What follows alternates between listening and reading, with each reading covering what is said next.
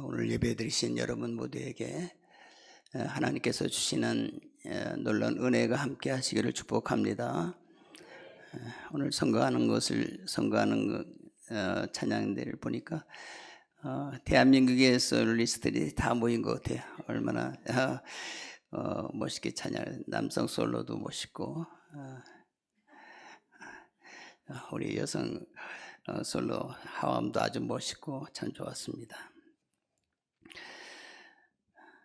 출애굽을 하고 가나안 땅을 향하는 과정을 기록한 민수기서를 보면은 21장에 아주 특별한 내용이 있습니다. 호르산을 출발하여서 홍해 길을 따라 에돔 땅을 우회해서 갈 때 이스라엘 백성들이 많은 어려움을 겪게 됩니다. 몸은 지치고 날은 덥고 목은 마르고 원망하는 마음이 자연스럽게 그 백성들의 마음속에서 나온 줄을 압니다. 그러나 그들은 원망하고 불평할 그런 마음은 아니 되죠. 왜냐하면 이스라엘 백성들은 하나님의 그 놀라운 특별한 은혜를 너무나도 많이 받은 백성이기 때문에 그렇습니다. 그런 원망으로 인해서 하나님을 원망하고 모세를 원망하게 되죠. 하나님은 원망하는 백성들을 심판하십니다. 불법임을 보내서 감사를 모르고 원망하는 백성들을 심판하게 되죠. 그런 백성들이 이거 하나님께 큰 죄를 지은 것이다 라고 생각하고 모세에게 우리를 대신해서 하나님께 중보의 기도를 좀 드려달라 이렇게 말하죠. 모세는 백성들의 요청을 듣고 하나님 앞에 정말 간절한 마음으로 기도합니다. 우리 백성들을 용서해 주십시오.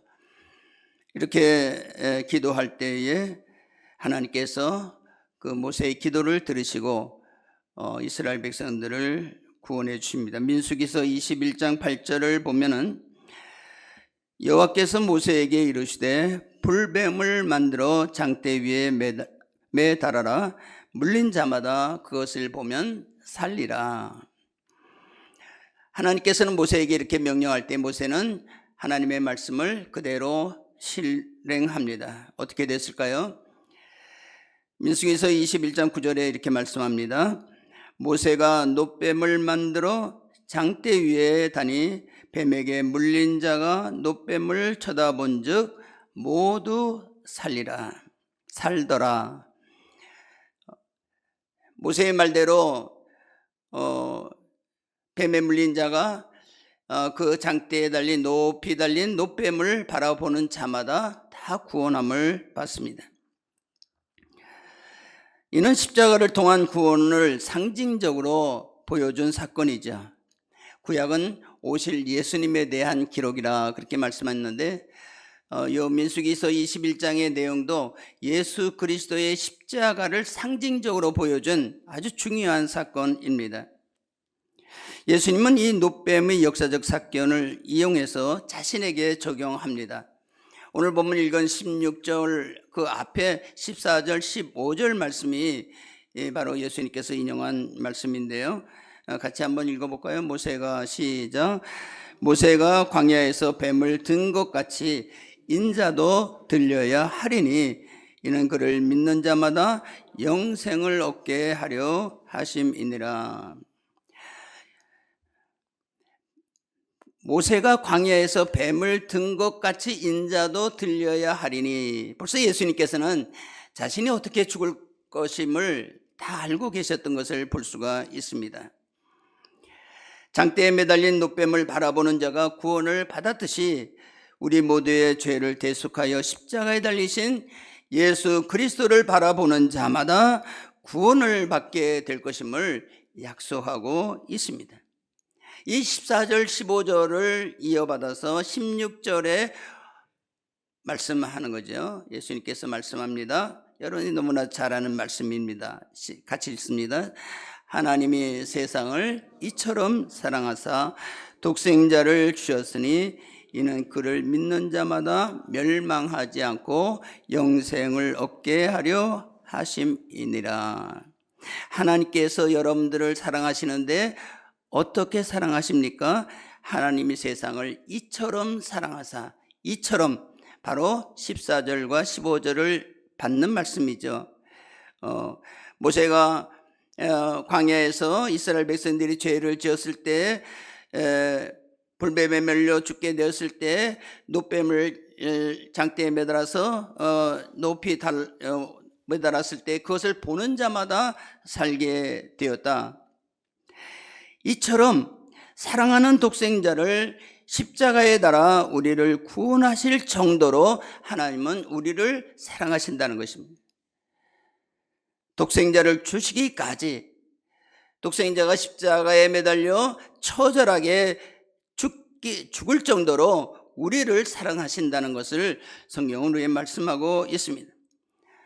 우리가 하나님을 외면하고 원망하고 불평하고 수없이 많은 죄를 지은 죄인임에도 불구하고 하나님께서 스스로 육신의 몸을 입으시고 이 세상에 오셔서 십자가를 지심으로 우리의 구원의 길을 열어주신 것입니다. 그리고 누구든지 그를 믿는 자마다 멸망하지 않고 영생을 얻게 될 것임을 약속하고 있습니다. 여러분들과 저를 향한 하나님의 언약입니다. 믿음으로 십자가를 바라보기만 하면 구원을 받습니다. 하나님께서 우리에게 내가 지은 모든 죄를 청산하고 새로운 마음으로 거룩한 사람이 되어서 나한테 오라, 그리하면 내가 너를 구원하리라, 그렇게 말씀하지 않았습니다. 그냥 죄인임에도 불구하고, 엄청난 죄를 지었음에도 불구하고 하나님의 사랑을 받기만 하면, 믿음으로 받는 사람은 무조건 조건 없이 구원해 주시겠다고 말씀하고 있습니다. 하나님의 무조건적인 사랑입니다. 놀라운 하나님의 사랑입니다. 그러므로 성경은 하나님은 사랑이라고 정의를 내리고 있습니다. 하나님은 어떤 분이십니까? 사랑이십니다. 요한일서 4장 10절은 이렇게 말씀합니다. 같이 한번 읽겠습니다. 사랑은 여기 있으니, 같이 읽습니다. 같이 다시 한번 시작, 또박또박 시작. 사랑은 여기 있으니 우리가 하나님을 사랑한 것이 아니요 하나님이 우리를 사랑하사 우리 죄를 속하기 위하여 화목제물로 그 아들을 보내셨음이니라. 하나님이 우리를 사랑하사, 여러분이 이 놀라운 사랑으로 말미암아 하나님의 자녀가 되었습니다. 이 세상에서 최고의 가치는 무엇일까요? 바로 하나님의 사랑입니다. 사랑보다 더 귀한 것은 세상에 없습니다. 우리는 이 하나님의 사랑을 배워야 합니다. 성경은 말씀합니다. 요한일서 4장 11절, 사랑하는 자들아 하나님이 이같이 우리를 사랑하셨은즉 우리도 서로 사랑하는 것이 합당하도다. 하나님이 우리를 이같이 사랑하셨은즉 우리도 사랑하는 것이 당연하다고 말씀합니다. 사람들은 정의를 실현하는 것이 중요하다고 생각을 합니다.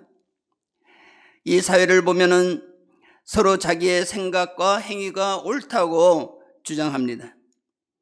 그리고 서로를 정죄하며 내가 잘못했다, 내가 악한 자다 정죄하면서 서로를 죽일 놈이라고 공격합니다. 생각과 판단이 다 기준이 저마다 다릅니다.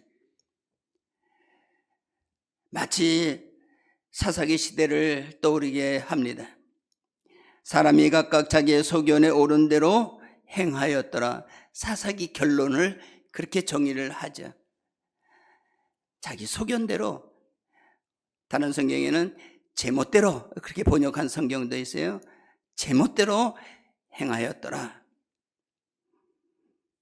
서로의 가치관이 다르고 법은 무너지고 각자의 욕심을 따라가는 이 사회 속에서 사회 정의를 실행하여 나라를 세우는 것은 불가능해 보입니다. 분배를 공평하게 하면 평등한 사회가 되고 유토피아가 될 수 있다고 생각하는 사람들도 있습니다. 과연 그렇게 될 수 있을까요? 인간의 끝없는 욕심이 그것을 가능하게 하겠습니까? 분배를 공평하게 하여 유토피아를 이루겠다고 하는 공산주의자들도 있습니다. 공산주의 국가가 세워졌습니다. 소련도 중동도 북한도 공산주의 국가입니다. 그 나라의 평등이 이루어졌을까요? 가진 자와 그렇지 않은 자가 공평하게 분배가 이루어졌을까요? 현실은 그렇지 않습니다. 더 그것이 간격이 넓어지고 권력을 가진 자와 그렇지 않은 사람의 차이는 상상을 초월합니다. 평등을 위해서 개인적인 자유가 붕괴되는 것을 볼 수가 있습니다. 예수님께서는 공생애를 시작하시면서 하나님의 나라가 가까이 왔다고 그렇게 말씀하셨습니다. 하나님께서 말씀하시는 하나님의 나라가 어디에 세워졌을까요? 이 땅일까요? 아니죠. 이 땅의 마지막에 가까울수록 세상은 더 악해지고 불평등한 것이 더 심해질 것이라고 말씀하고 있습니다. 예수님은 마지막 때의 모습을 이렇게 기록을 하고 있습니다. 말씀하고 있습니다. 마태복음 24장 6절부터 8절까지 우리 같이 한번 읽어볼까요?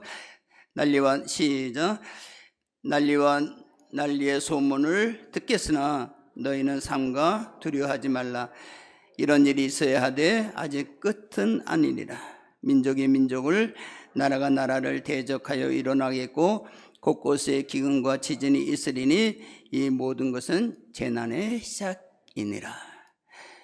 우리는 마지막에 가까울수록 더 좋은 나라, 훌륭한 나라, 완전한 나라를 소망하고 있지만은 그러나 현실은 그렇게 되지 않을 것이라고 예수님께서 예언을 하고 있습니다. 더 난리와 난리가 일어나겠고 곳곳에 기근과 지진이 있겠다고 그렇게 말씀하고 있습니다. 이어서 12절과 13절, 마태복음 24장 12절과 13절에 이렇게 말씀합니다. 같이 읽습니다. 시작. 불법이 성함으로 많은 사람의 사랑이 식어지리라. 그러나 끝까지 견디는 자는 구원을 얻으리라. 오히려 불법이 성에 많은 사람들이 사랑이 식어지겠다고 그렇게 말씀하고 있습니다. 그러면 하나님의 나라, 주님께서 말씀하시는 하나님의 나라는 어디에 세워지는 것일까요?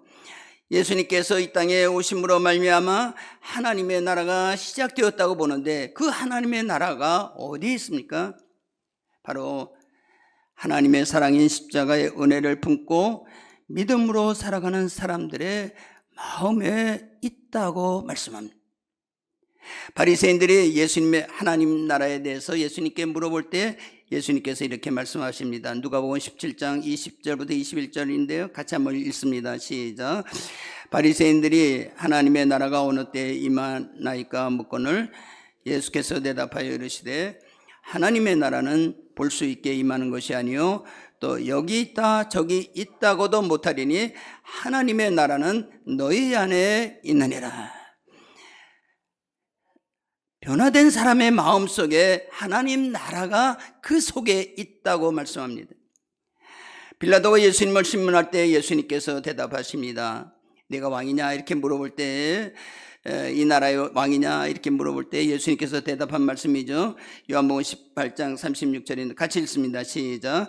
예수께서 대답하시되 내 나라는 이 세상에 속한 것이 아니니라.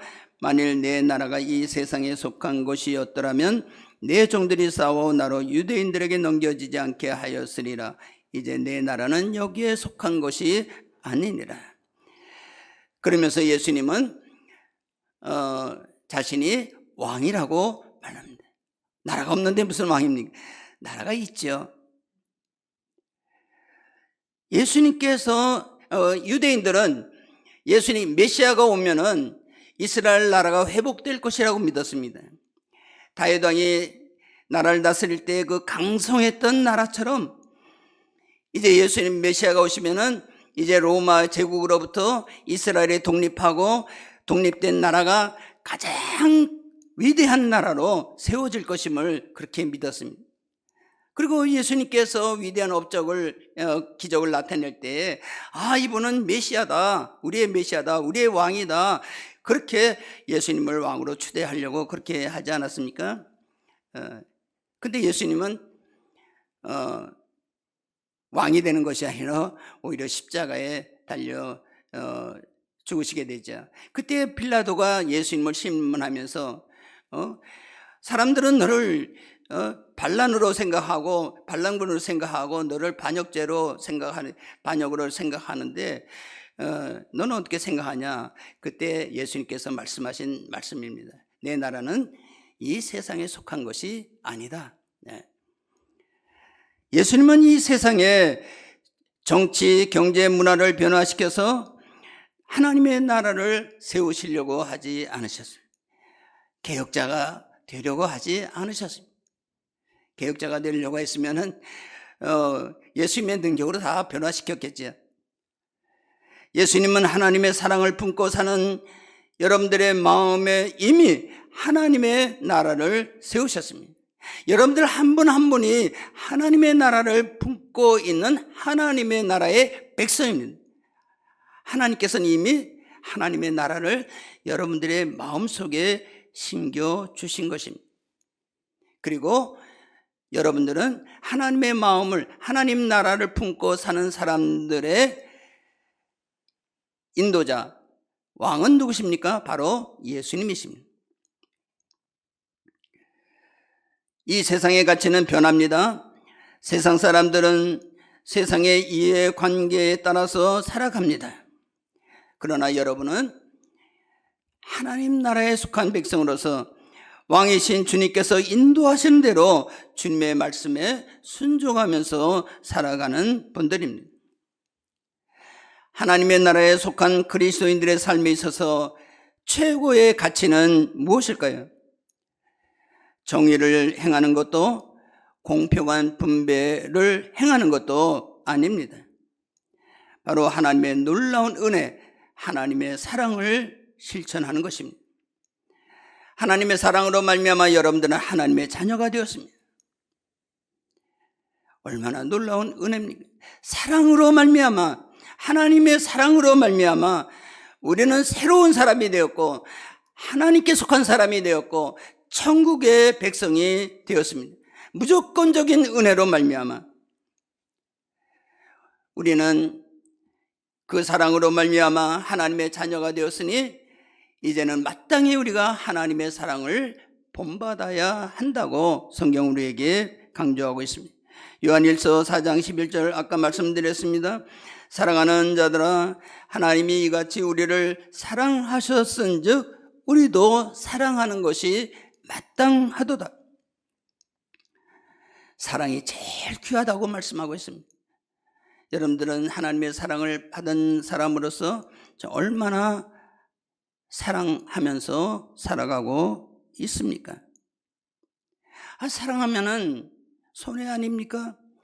세상 사람은 다 자기 이해관계에 따라서 욕심을 부리면서 살아가는데, 살아간다는 것은 내가 희생하면서 살아가는 것이고 남을 섬기면서 살아가는 것이고 내가 가진 것을 남에게 주면서 살아가는 것인데 그 손해가 아닙니까? 어떻게 그렇게 살아갈 수가 있습니까? 라고 사람들은 생각합니다. 진짜 그럴까요? 예수님께서 십자가를 지심으로 말미암아 어떻게 됐습니까? 예수님께서 비참하게 죽으셨는데 그 비참함으로 죽으심으로 끝났습니까? 아니잖아요. 하나님께서는 예수님을 사랑하셨습니다. 그리고 예수님을 영광스러운 부활로 부활시켰습니다. 그리고 하늘나라의 보좌 우편에 앉게 하시고 모든 사람들의 무릎으로 그 앞에 꿇게 하시고 영원히 영광받는 자로 예수님을 세우셨던 것을 볼 수가 있습니다. 빌립보서 2장 9절부터 11절입니다. 같이 읽겠습니다. 시작. 이러므로 하나님이 그를 지극히 높여 모든 이름 위에 뛰어난 이름을 주사 하늘에 있는 자들과 땅에 있는 자들과 땅 아래에 있는 자들로 모든 무릎을 예수의 이름에 꿇게 하시고 모든 입으로 예수 그리스도를 주라 시인하여 하나님 아버지께 영광을 돌리게 하셨느니라. 예수님께서 십자가를 지시신 것은 하나님의 뜻이고 보내신 하나님의 뜻을 이루심으로 말미암아 예수님은 비참하게 십자가에 죽으셨지만은 하나님께서 그를 부활하게 하시고 모든 영광으로 그를 영광스럽게 하셨다고 말씀하고 있습니다. 하늘에 있는 모든 권세들, 땅에 있는 모든 권세들이 그 앞에 무릎을 꿇게 하시고, 지금도 예수님은 2000년 전에 십자가에 죽으셨지만 지금은 모든 사람들이 예수님을 추앙하지 않습니까? 가장 이 세상에서 가장 복되고 모든 세상 사람들이 축복하는 날이 언제입니까? 예수님께서 탄생하신 성탄절이 아니겠습니까? 믿는 사람도 믿지 않는 사람도 그날을 축하합니다. 모르면서 축하하는 사람들 얼마나 많이 있어요. 하나님께서 예수님을 영광스럽게 하셨기 때문에 그렇습니다. 하나님의 뜻을 행하여 하나님께서 우리를 사랑하신 것이 우리도 사랑하는 삶을 살아갈 때 그것은 하나님께서 기뻐하시는 일이라는 거예요. 사랑하는 것, 희생하면서 살아가는 것, 남을 도우면서 살아가는 것, 겸손하게 살아가는 것, 이것이 손해가 아니라 하나님께서 기뻐하시는 일이고 하나님께서 기뻐하는 사람은 내가 높아지는 것이 아니라 하나님께서 그를 높여주신다고 약속하고 있습니다. 사랑하는 여러분들이 사랑하면서 살아가면은 하나님께서 여러분을 복되게 해 주실 줄로 믿습니다. 사랑만이 하나님과 사람 사이를 연결시키는 연결고리가 됩니다. 그리고 사람과 사람 사이도 사랑으로 하나가 되게 합니다. 가족 사이를 하나로 연결하고 교회가 하나가 되게 합니다. 하나님의 사랑을 실천함으로 여러분의 가정이 화목한 가정이 꼭 될 수 있고 될 수 있기를 축복합니다. 사랑하면서 여러분들의 가정이 행복해질 수가 있습니다.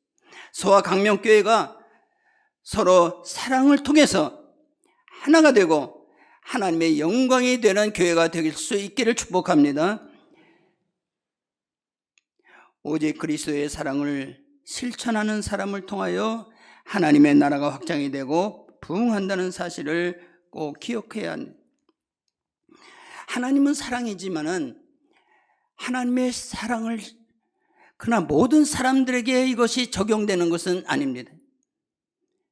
하나님이 두려워하는 사람들도 이 세상에는 얼마나 많이 있는지 모릅니다. 하나님의 사랑을 외면하는 자들에게는 하나님의 두려운 대상이 됩니다. 누구나 하나님의 사랑을 외면할 수가 있습니다. 거부할 수 있습니다. 그러나 그 결과는 끔찍합니다. 무서운 심판이 그를 기다리고 있기 때문에 그렇습니다. 하나님을 믿지 않으면은 뭐 괜찮겠지. 하나님은 사랑이시니까. 천만의 말씀. 성경은 우리에게 분명하게 말씀하고 있습니다. 그를 믿는 자는 심판을 받지 아니하는 것이요. 그를 믿는 자는 심판을 받지 않지요. 믿지 아니하는 자는 하나님의 독생자의 이름을 믿지 아니함으로 이미 심판을 받았느니라 말씀합니다. 하나님의 심판을 받았다는 거예요. 정말 끔찍한 일이 아닐 수가 없습니다. 하나님의 심판은 이 세상의 심판과 비교될 수 없습니다. 그것은 최후의 심판이요 영원한 지옥의 형벌입니다. 얼마나 두려운 일입니까? 그러므로 하나님을 믿지 않는 사람들은 두려울 수밖에 없습니다. 살아가면서 두려울 수밖에 없습니다. 내가 죽으면 어떻게 되나? 모르는 것이 더 두렵죠? 알면 더더욱 두려우게 될 것입니다. 여러분이 하나님의 자녀가 되어서 하나님을 사랑의 눈으로 볼 수 있다는 것 정말 감사해야 될 일입니다.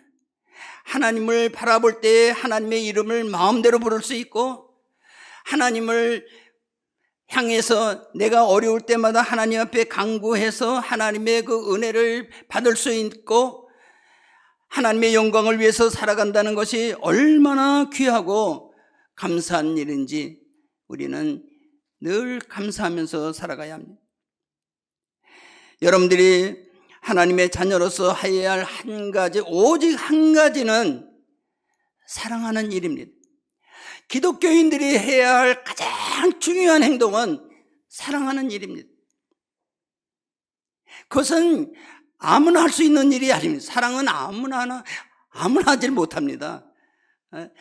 하나님의 사랑을 깊이 누리는 사람만, 하나님의 사랑 은혜를 깊이 깨달은 사람만 진짜 사랑을 할 수가 있게 되는 것입니다. 우리는 하나님의 자녀로서 말씀 안에서 옳고 그름을 잘 분별하면서 행하는 사람이 되어야 합니다. 그러나 다른 사람의 행동을 판단하고 심판해서는 안 됩니다. 모든 심판은 하나님께 맡겨야 됩니다. 죄인이 죄인을 심판한다는 것은 잘못된 일이잖아요. 여러분들이 남을 심판할 자격이 있습니까? 없잖아요. 자격은 아무도 없어요. 제가 여러분들의 행동을 비판할 자격이 있습니까? 저는 없습니다. 내가 하나님 앞에 더 잘못된 죄인인데 어떻게 여러분들을 판단할 수가 있겠습니까? 그냥 여러분들을 위해서 기도할 뿐입니다. 여러분들이 하나님 앞에서 바른 사람이 될 수 있도록 기도하는 일이 내가 할 수 있는 최선의 길입니다. 율법은 사람의 잘못을 드러내지만은 사랑은 타인의 허물을 덮어줍니다. 그러기에 사랑이 귀한 것입니다. 저희 부부가 결혼한 지 지금 50주년 됩니다. 50년 동안 사는 거 잘 살은 거죠. 저보다 이제 오래 산 부부들도 이렇게 계신데요. 그건 참 복된 분이라고 생각합니다. 우리가 부부가 그렇게 50년 해로 했다고 그래서 다른 것이 없는 것이 아닙니다. 서로 간에 맞지 않는 부분도 되게 많습니다. 맞지 않아요. 정말 우리 집사람하고 나하고는 맞지 않아요. 어떻게 지금까지 살아왔는지 모르겠어요. 서로 간에 결점도 많이 있어요. 제가 가진 남자로서의 결점도 많고 우리 집사람도 조금 결점이 있어요.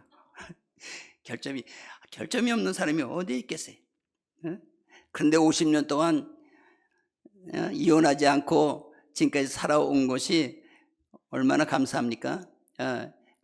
이혼하지 않고 살아올 수 있다는 한 가지 비결은 무엇입니까? 서로 간의 허물을 덮어준 것입니다. 정으로 사랑으로 덮어주고 덮어줬더니 지금은 떨어질래야 떨어질 수 없는 끈끈한 관계로 지금은 바뀌어집니다. 지금은 서로를 위해주고 하나가 됐어요. 서로의 다름을 극복하고 다 다르잖아요. 우리 소아강명교회 성도들이 다 다르잖아요. 성격도 틀리고 모든 게 다 틀리잖아요. 생각도 틀립니다. 다 틀려요. 정치적인 관점도 다 틀려요. 그런데도 불구하고 이렇게 함께 예배를 드릴 수 있는 거, 서로 사랑할 수 있는 거, 우리 여러분들 서로 사랑하잖아요. 그죠? 옆에 분들 사랑하죠? 사랑 안 해요? 꼴 보기 싫어요? 다 사랑하잖아요. 나하고 틀린데, 나하고 생각이 틀린데 사랑하는 거예요. 저는 여러분들이 사랑합니다. 사랑해요. 제가 지금은 우리 소아강명교회 우리 같이 여러분들과 함께 산 30여 년이 벌써 됐습니다. 오랫동안 살았잖아요. 제가 가장 중요한 부분이 우리 교회에서 생활한 것입니다. 여러분들과 같이 생활한 것입니다. 저는 참 감사하고 있어요. 내가 부족한 것이 많잖아요. 뭐 여러분들 너무나 잘할 거예요. 일부 예배 때도 말씀드렸지만 설교 못하는 걸로 제가 소문이 났어요. 설교 전 잘 못합니다. 지금 조금 낮은 부분도 있어요. 잘 못해요. 어떤 분들은 그걸 설교라고 하냐 그러면서 대놓고 욕한 사람들 있어요. 물론 내 면전에 안 했지만 뒤에서 다 들어오잖아요. 그죠? 부족한 것이 굉장히 많이 있어요. 목사가 설교 못하면 제일 그게 큰 허물 아니겠어요? 그런데도 불구하고 우리 성도들이 저를 그냥 허물을 덮어주고 지금까지 우리 성도들이 저를 사랑하고 있는 줄 압니다. 사랑을 먹고 지금까지 이 강단에 설 수 있었던 거예요. 저는 그거 감사하고 있어요. 저는 여러분들을 품어주고 또 저는 여러분들은 저를 품어주고 서로 품어주고 하는데 그게 있잖아요. 허물을 들춰내려면 한이 없습니다. 금방 원수가 돼요. 허물이 돼. 똑같은 사람이라도 그 사람의 허물을 덮어주면은 원수가 되고 그 사람의 장점을 봐주고 허물을 감싸주면은 친구가 될 수가 있는 거예요. 그게 원리입니다. 사랑의 원리예요. 저는 이 사랑의 원리가 우리 여러분들 가정에서도 이루어지고 내가 사랑의 핵심이 돼야 돼. 그리스도인들 사랑의 핵심이 돼야 돼. 그래서 내가 아내를 품어주고 또 남편을 품어주고 또 우리 성도들도 서로 품어주고 목회자라고 그래서 다 성인군자입니까? 아니 똑같아요. 사람마다 똑같아요. 다 욕심도 있고요. 다 부족한 점이 다 있어요. 그럼에도 불구하고 하나님께서 세우셨으니까 그냥 받아들이는 거예요. 또 여러분들이 다 서로 품어주고 이것이 교회입니다. 교회는 사랑이 빠지면은 그건 교회가 아니에요. 난장판이 돼버리고 말해요. 그런 교회들도 많이 있습니다. 우리 교회가 사랑으로 하나가 되고 하나님의 서로 끈끈한 과정이 될 때 이 하나님의 사랑이 빛이 돼서 사랑의 빛이 돼서 어두운 사회를 밝히는 빛이 되는 거예요. 여러분들 너무 사회에 대해서 정치에 대해서 민감하지 마세요. 이렇게 왔다 갔다 하지 마세요. 우리 그리스도인들은 대한민국의 시민이기 전에 하나님의 나라의 백성이라는 것을 기억해야 돼요. 그것이 우선입니다. 내가 하나님의 나라의 백성으로서 정말 하나님의 말씀을 품고 살아가게 되면 그것이 빛이 되어서 이 세상을 변화시키는 것이 되는 것이고, 변화시킨다고 정책으로 막 나가서 해서 변화시키는 것이 절대 아니에요. 내가 그리스도인으로서 온전해지면은 그것이 바로 영향력이 되어서 사회를 변화시키는 거예요. 그 좋은 나라가 되는 거예요. 그래도 사회에 너무 기대하지 마세요. 중요한 것은 내 마음에 있는 천국을 말씀과 성령으로 충만해서 내가 내 마음속에 천국을 이루면 그것이 최고예요. 내 마음속에 천국이 안 됐는데 뭐 사회를 향해서 뭐 이러니 저러니 얘기할 것이 뭐 있어요. 내 마음속에 천국을 이루고 여러분들의 가정을 천국을 이루세요. 그리고 그런 것이 사회에 영향력을 미쳐서 다른 사회를 변화시키는 원동력이 돼야 돼요. 기독교는 정치인들의 모임이 아니에요. 경제인들의 모임도 아니에요. 그냥 순수한 하나님의 백성들이 모인 것입니다. 이것이 천국이 돼서 아무쪼록 오늘 말씀의 주제입니다. 하나님이 우리를 사랑하신다는 거예요. 그리고 그 사랑으로 우리가 하나님의 백성이 되었고 하나님의 백성들은 하나님의 사랑을 본받아서 그 사랑으로 다른 사람과의 관계를 하나로 연결시킨다는 것, 이것이 아주 중요한 복음의 진리입니다. 아무쪼록 사랑으로 하나님의 영광을 나타내는 저와 여러분들이 될 수 있기를 축복합니다. 기도하겠습니다.